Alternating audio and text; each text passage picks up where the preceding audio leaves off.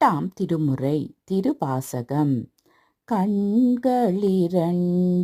அவன் கழல் கண்டு களிப்பன ஆகாதே, காரிகையார்கள் தம் வாழ்விலென் வாழ்வு கடைப்படும் ஆகாதே, மண்களில் வந்து பிறந்திடுமாறு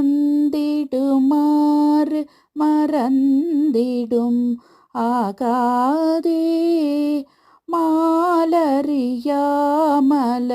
பாதமிரண்டும் வணங்குதும் ஆகாதே, பண்களில் கூர்த்தரு பாடலோராட பயின்றிடும் ஆகாதே, பாண்டினன் நாடுடை யான் படையாட்சிகள் பாடுதும் ஆகாதே, விண்களில் கூர்வதோர் வேதகம் வந்து வெளிப்படும் ஆகாதே, மீன்வலை வீசிய கானவன் வந்து வெளிப்படும் ஆயிடிலே.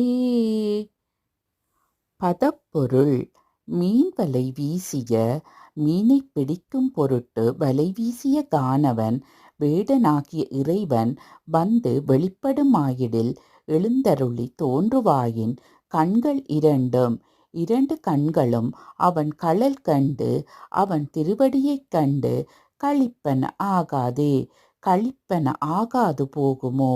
என் வாழ்வு எனது வாழ்க்கை காரிகையார்கள் தம் வாழ்வின் மகளிரொடு கூடி வாழ்வதில் களைப்படும் ஆகாதே, முடிவு பெற்று விடுதல் ஆகாது போகுமோ?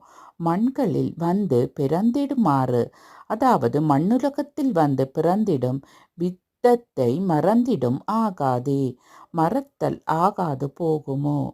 மால் அறியா திருமால் அறியாத மலர்பாதம் இரண்டும் தாமரை மலர் போன்ற திருவடிகள் இரண்டையும் வணங்குதும் ஆகாதே, வழிபடுவதும் ஆகாது போகுமோ?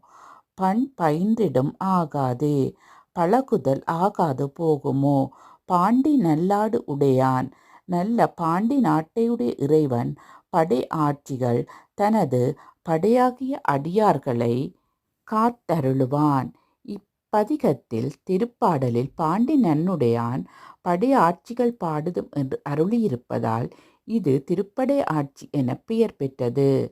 இதன் சில பகுதிகள் அகப்பொருள் வகையாகவும் கூறப்படுகின்றது.